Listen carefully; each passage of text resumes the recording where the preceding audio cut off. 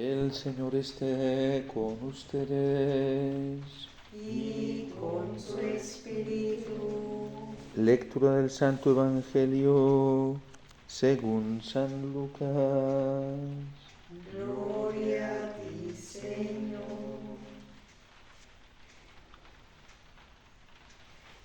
En aquel tiempo decía Jesús: ¿a qué es semejante el reino de Dios o a qué lo compararé?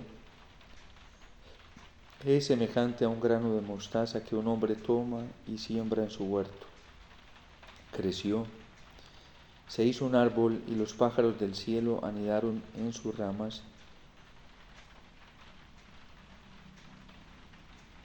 Y dijo de nuevo: ¿a qué compararé el reino de Dios? Es semejante a la levadura que una mujer tomó y metió en 3 medidas de harina hasta que todo fermentó. Palabra del Señor. Gloria a ti, Señor Jesús.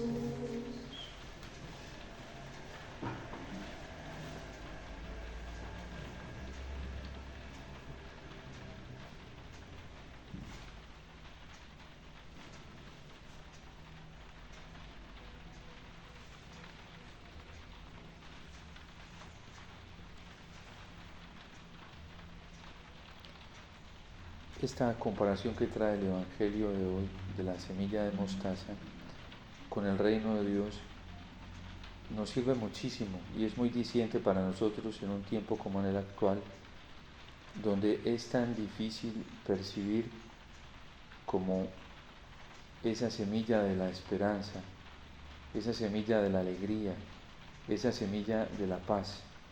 Resulta casi imperceptible por los sufrimientos, por las pruebas de las que está hablando San Pablo hoy en la carta a los romanos. La presión en la que vive el cristianismo hoy, en la que viven muchos hombres y mujeres que quieren vivir de manera fiel, radical, la fe, que quieren ser fieles a Dios, les hace casi imperceptible ese reino de los cielos. Y por eso San Pablo hoy nos da una clave, porque eso que es tan sencillo, tan pequeño, tan imperceptible, que como dice el Señor hoy en el Evangelio, llega a convertirse en un árbol frondoso en donde muchos anidan, eso solamente se puede vivir desde la esperanza cristiana. Y la base de la esperanza cristiana se fundamenta no en lo que se ve, sino en lo que no se ve. La esperanza cristiana nos lleva a dimensiones que el oído no puede oír, que los ojos no pueden ver, que el tacto no puede palpar. Nos lleva a realidades mucho más grandes y extraordinarias, hasta el punto de lo que pasa hoy en el Salmo 125, que pudieron ver el cambio de su suerte, la suerte de un sufrimiento por la alegría de lo que el Señor hacía, de la intervención del Señor. ¿Y cómo se puede descubrir esta intervención del Señor? Solamente a través de la fe. La percepción que tiene la fe es una percepción muy diferente a la que tienen nuestros sentidos. Por eso la carta a los Hebreos nos dice que fe es garantía de lo que no se ve, no lo palpa la vista. El Papa Francisco, a nosotros los sacerdotes, en la misa crismal nos decía que nosotros podíamos caer en la tentación del pragmatismo cuantitativo. ¿Qué es lo pragmático? Lo que yo puedo ver, lo que puedo palpar, lo que puedo oír. Y hay cristianos que hoy se dejan engañar por una esperanza así falsa, ilusoria, ¿sí? Que se esfuma como el humo. Y a eso le llaman incluso esperanza cristiana. Ayer lo decíamos claramente, cómo el motivo de nuestra alegría, el motivo de nuestra felicidad no está en un triunfo político, y el motivo de nuestra tristeza tampoco está en una derrota política, porque los cristianos no nos basamos en eso. Para los cristianos el motivo de alegría, de esperanza no es eso. El motivo de nuestra alegría es Dios. El motivo de nuestra esperanza, de nuestro gozo, de nuestro entusiasmo, de nuestra pasión presente, es la promesa del reino de los cielos. como bien lo testimonia hoy San Pablo en la carta a los Romanos. Tengo por bien sabido, hermanos, que los sufrimientos del tiempo presente no son nada en comparación a la gloria que está por manifestarse. La esperanza cristiana nos lleva a gustar en esta tierra eso. Y por eso al salmista la boca se le llena de risas, la lengua de cantares.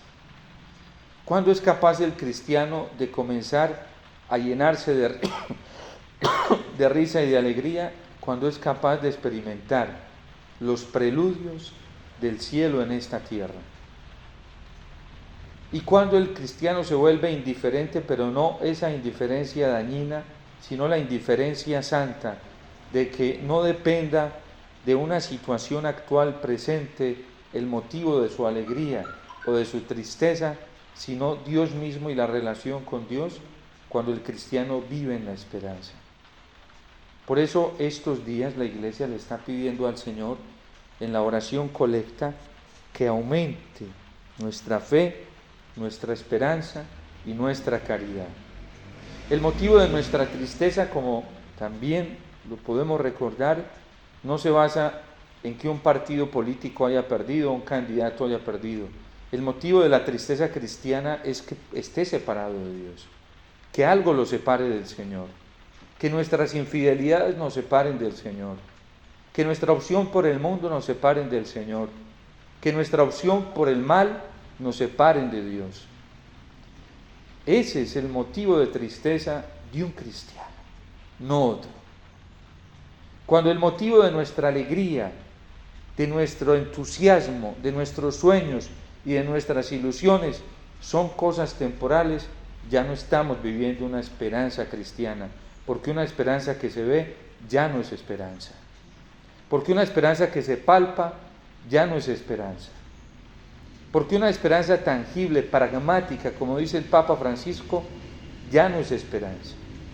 Y por eso nosotros no trabajamos por lo pragmático, nosotros trabajamos por lo real desde la fe, que es el reino de los cielos. Cuando comenzamos a pensar así y a vivir en esa lógica, entonces ese granito de mostaza se convierte en un árbol, en donde todo el mundo puede venir a anidar, y los pájaros del cielo, y muchos vienen a posarse bajo su sombra. Cuando un cristiano comienza a vivir desde la realidad de la fe y no de lo tangible, ese cristiano se vuelve atractivo, se vuelve apetecible, y no por imposición, porque hoy hay ciertas tendencias dentro de la Iglesia que se orientan a mostrar la fe desde una imposición, desde una coacción para privar la libertad humana. Y decía el Papa Benedicto XVI que la fe no crece por proselitismo, sino por atracción. Cuando un papá y una mamá se vuelven verdaderamente un hombre y una mujer que viven desde la fe, desde la esperanza cristiana, se vuelven atractivos con sus hijos.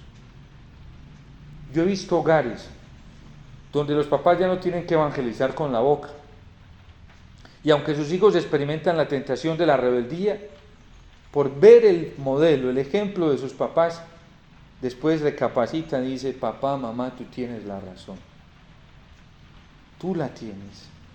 A pesar de que yo me intente rebelar, me oponga, tú tienes la razón. ¿Por qué? Porque hay un grano de mostaza que está germinando, y ese testimonio de ese papá y esa mamá que ora, no que imponen la oración, sino que oran, y sus hijos los ven orando de verdad, y sus hijos ven el fruto de su oración en la paz que hay en el hogar, en la paz que hay en esta persona, en la alegría que hay en esta persona. Esa persona es un grano de mostaza que se está convirtiendo en una expansión muy grande.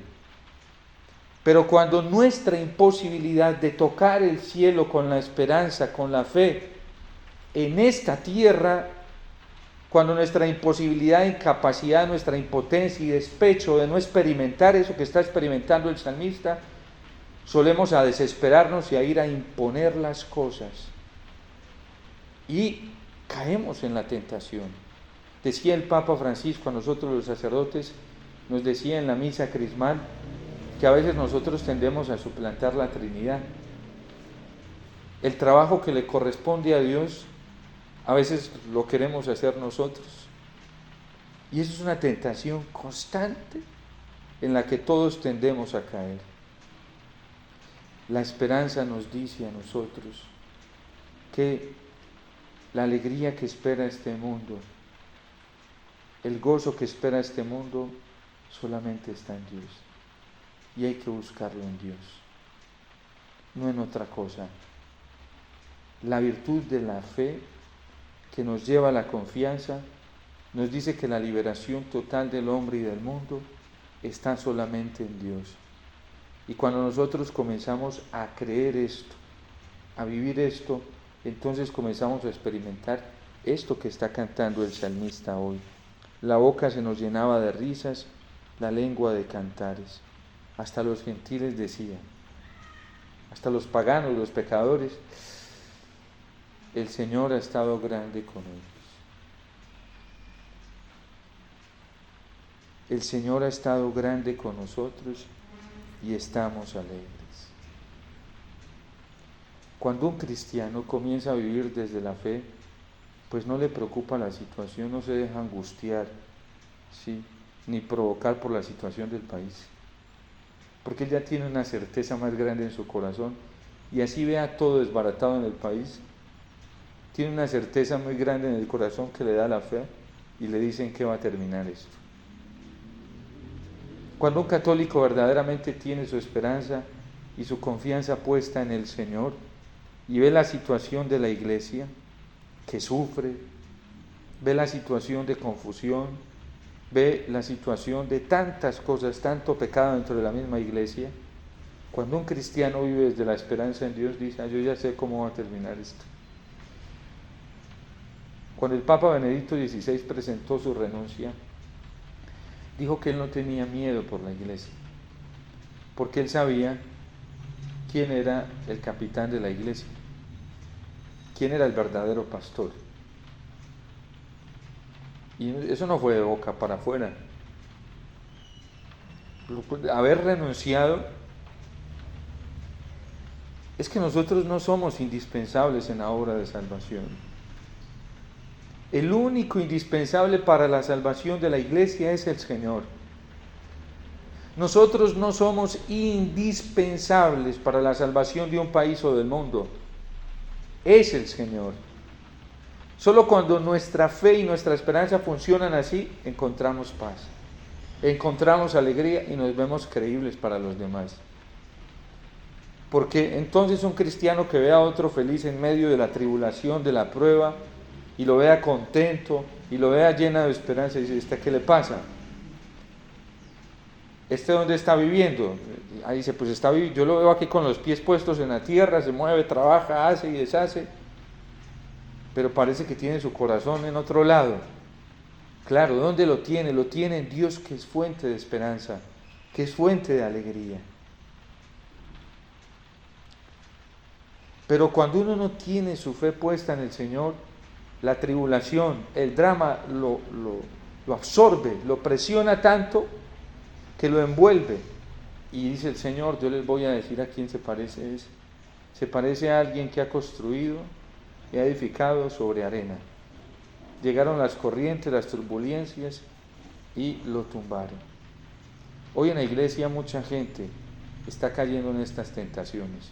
Unos se están alejando de la iglesia por no aceptar la autoridad de la iglesia. Unos lo han hecho de hecho, son más coherentes, aunque es un error, ¿sí? Y yo creo que están más propicios a volver a encontrar el camino que algunos asolapados que piensan una cosa, sienten una frente al Papa y hacen pensar otra. A eso les va a ir mal, porque son dobles. Y una persona hipócrita es una persona a la cual el diablo la utiliza mucho, en la cual el diablo se mueve mucho. Hay gente que de corazón no acepta al Papa. Y eso no está bien, porque nosotros la comunión con la iglesia es una comunión espiritual. Si nuestro corazón rechaza, ya nos desvinculamos. Si nuestro corazón acepta, ya estamos vinculados. Y hay otra línea también que hoy tiene mucho despecho por lo que ha pasado en el sínodo, que querían manipular la iglesia para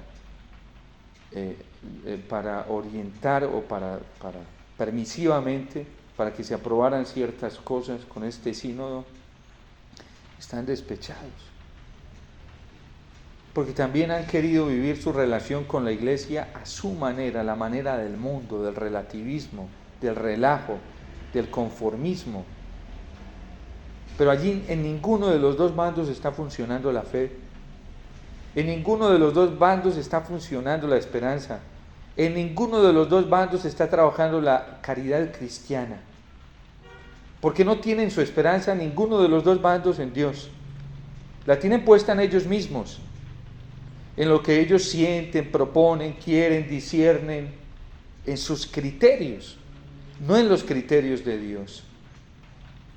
El cristiano solamente se fía de los criterios del Señor, porque sabe que el Señor es el único capaz de sacar esta barca a tierra y ponerla en un lugar seguro. Pero estos dos bandos creen que son ellos, y ahí solo trabaja la soberbia, no la esperanza. Estos dos bandos confían mucho en sí mismos, en sus propios criterios, en los que ellos piensan, en lo que a ellos les parece,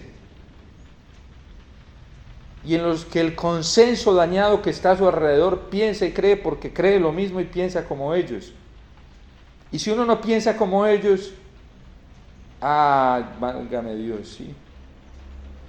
Pero no tienen su confianza puesta en el Señor. Para ellos no es el Señor el Salvador, son ellos los salvadores. Para ellos el futuro de la iglesia no depende de Dios, depende de ellos.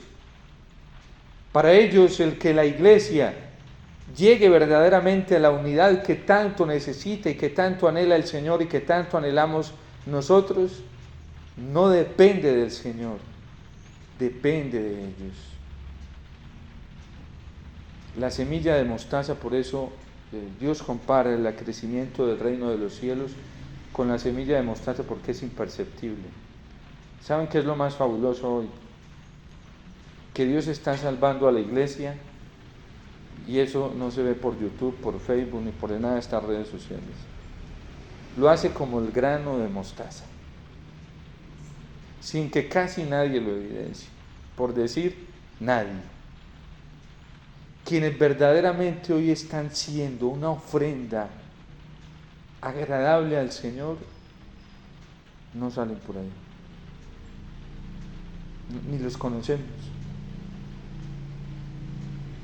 porque el Señor mantiene esas almas, las cuida, son sus pararrayos en el mundo, y las protege con un celo, y las cuida con un amor, porque sabe que allí hay una semilla de mostaza, y que esa semilla de mostaza en el silencio crece, ¿sí? O como el poco de levadura. No es lo pragmático, lo que se ve, lo que sale hoy en las cámaras, lo que sale en las redes sociales, no es eso. No, es diferente el reino de los cielos, es diferente. Y por eso nosotros tenemos que apostarle, porque una esperanza, dice San Pablo, una esperanza que se ve ya no es esperanza. Y una esperanza que se ve no es esperanza, efectivamente. ¿Cómo vamos a esperar? ¿Cómo va a esperar algo que se ve? Pero si esperamos lo que no vemos, aguardamos con perseverancia. La forma de percibir el trabajo de Dios es muy diferente a la forma en la que el mundo percibe el trabajo de Dios. Para eso se necesita un corazón espiritual. Para eso se necesita tener la pequeñez, la sencillez del grano de mostaza, para poder ver bien la acción, en la forma en que revienta, germina esa semilla y crece. Hay que hacerse al nivel de la semilla. Si no, no se puede percibir. No se puede percibir. Y por eso hoy el Señor nos llama a eso. Precisamente esa acción salvífica, ese árbol que crece, se manifiesta en la Eucaristía. Lamentablemente, no todos lo estamos percibiendo. Y no todos nos estamos dando cuenta de lo que está ocurriendo con esta levadura en el mundo, en la iglesia. Si la iglesia hoy está en pie, es por la Eucaristía. Si nosotros todavía no hemos entrado en la fase de juicio final y a lo mejor no clasificaríamos para el cielo, es por la Eucaristía. Si Cristo, que es la semilla de mostaza, no se estuviera ofreciendo en el altar, a lo mejor nosotros ya nos hubiéramos quedado sin oportunidad de salvación. Pero porque Cristo se ofrece, porque Cristo le dice al Padre: Padre, aquí estoy yo, déjame otro tiempo más. Y el Padre no se atreve a decirle que no, porque es Él el que se está ofreciendo. Y además es su sacrificio agradable. ¿Qué se está ganando Cristo con todo esto? Plata. Nada, nadie le paga. Porque lo que Él hace ni siquiera tiene valor, no tiene precio. Fama. Es lo que menos tiene fama hoy dentro de nosotros los cristianos católicos, la Eucaristía. Y casi que relegada a un compromiso, no por amor, ¿sí? Porque la mayoría de las celebraciones son por obligación, no por amor, no por fe, no por esperanza. Hay gente que va a la misa no porque cree que allí está la alegría de su corazón y que está la solución para todos los problemas, tanto personales, familiares, sociales como mundiales, sino porque hay que ir, para que pronto no me vaya a condenar. Una fe muy al estilo Pascal, por si de pronto. Eso no es fe. Eso no es fe. La fe de la posibilidad, por si de pronto. No. La Eucaristía es una realidad y se entra en esa realidad desde la pequeñez, desde la sencillez, desde la humildad del corazón, desde la pureza del corazón. A muchos sacerdotes nos está pasando hoy. Rezamos el rito de la paz. Señor Jesucristo, que dijiste a tus apóstoles: la paz os dejo, mi paz os doy. No tengas en cuenta nuestros pecados, sino la fe de tu iglesia. Y conforme a tu palabra, concédele la paz y la unidad. Lo rezamos, pero no lo creemos. Porque creemos que la paz está en otro lado, de otra manera, ¿sí? Ese es nuestro problema. ¿Cuántos ritos rezados a la loca? Rezados pero no orados. Rezados pero no untados con el corazón. Y muchas veces ni rezados, ¿sí? Porque no nos damos cuenta qué dijimos, ni qué pasó, ni qué fue lo que se dijo, ni en qué momento. A nosotros nos han trasquilado la fe en la Eucaristía. Nos la han matado.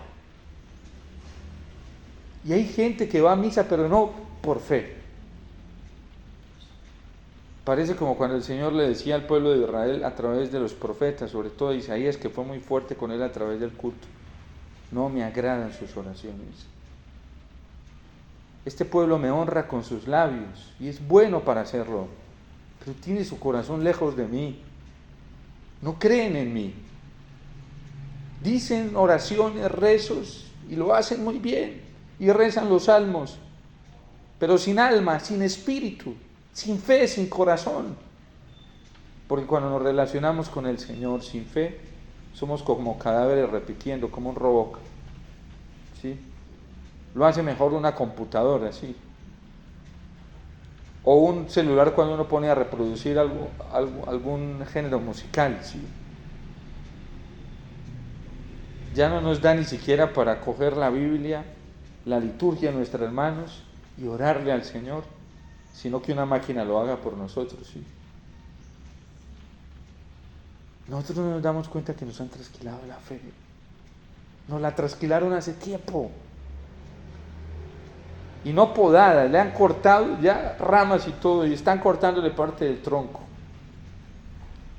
¿En quién tiene puesta? Ayer el motivo de alegría de muchos colombianos el motivo de alegría fue el triunfo de algunos políticos.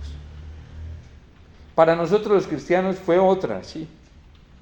Porque el Salmo salió gritando en la liturgia: nuestro Dios es un Dios que salva. El motivo de tristeza para muchos colombianos cristianos, y digo cristianos porque ahí habían cristianos, el motivo de tristeza fue la derrota de un candidato. Y el motivo de tristeza para un verdadero cristiano es que su corazón se aparte del Señor. Pero no, ayer no fue para muchos cristianos eso, católicos. Su motivo de alegría fue otro, de fiesta fue otro.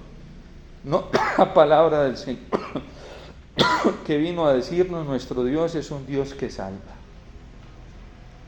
¿Cuántos harían fiesta por eso ayer en la misa?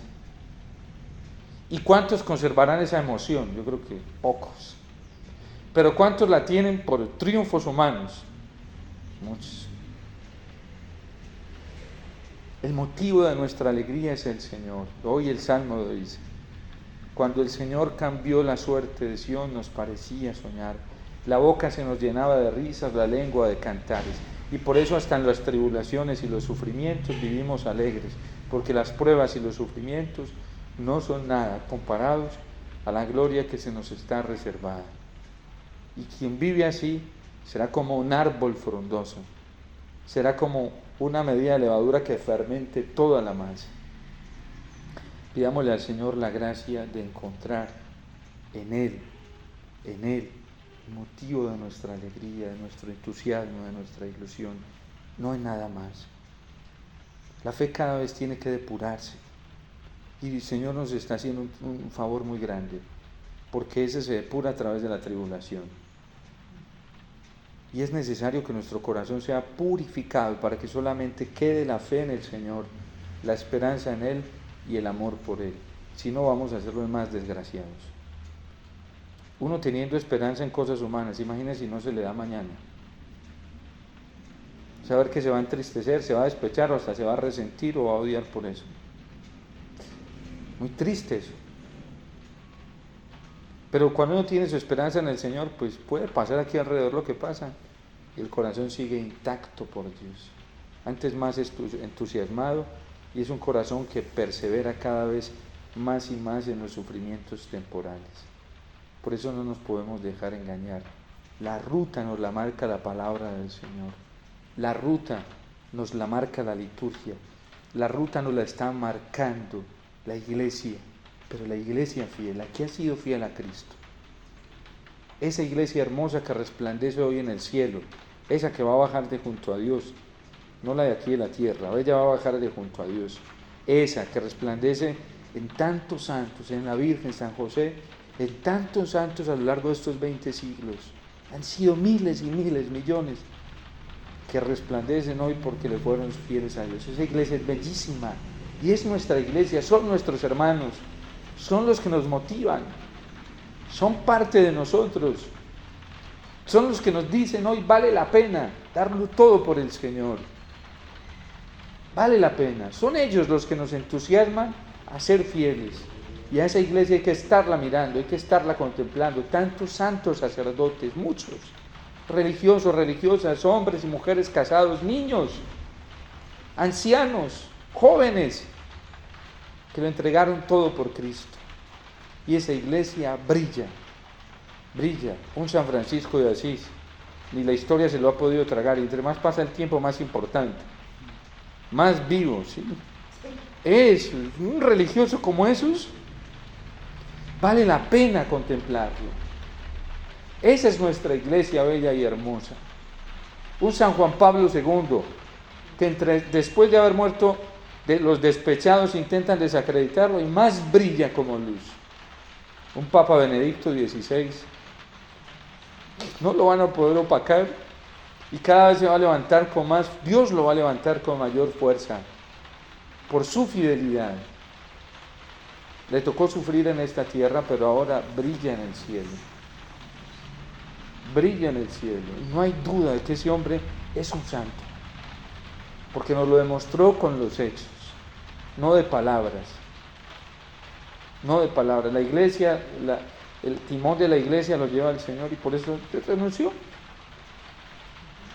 Él tenía, es que yo no soy indispensable, si estoy yo no estoy, la iglesia la va a salvar el Señor. Hay algunos dentro de la iglesia que se creen los indispensables, los héroes, los mesías. A eso no hay que mirarlos, ni dejarnos engañar. ¿Qué tal? ¿Qué tal dejar? Hay movimientos así dentro de la iglesia, laicos así, son dioses, son el Mesías, la encarnación del Mesías, pero la encarnación del Mesías está en la Eucaristía, no está en otro lugar.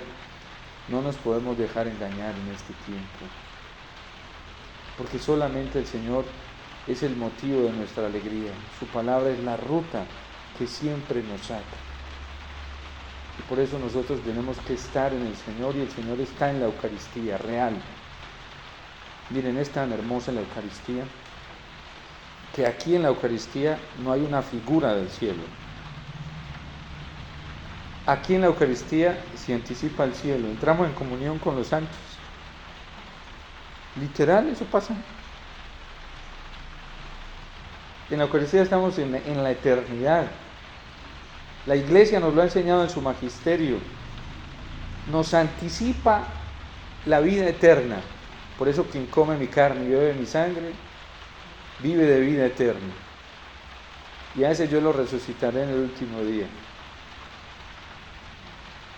No es un signo, es una realidad. Y yo pregunto, ¿nosotros experimentamos eso en la Eucaristía? ¿Lo vivimos? Si no hemos llegado a eso es porque nos falta verdadera fe, verdadera esperanza. Llegar al verdadero amor sobrenatural que da el Espíritu Santo. La Eucaristía es ese grano de mostaza que se extiende. La Eucaristía es esa poca medida de levadura que fermenta toda la masa. Por eso el mundo hoy puede tener esperanza, hay salida, hay posibilidad de salvación, porque Cristo se sigue ofreciendo en el altar de la Eucaristía. Dios te salve María, llena eres de gracia, el Señor es contigo.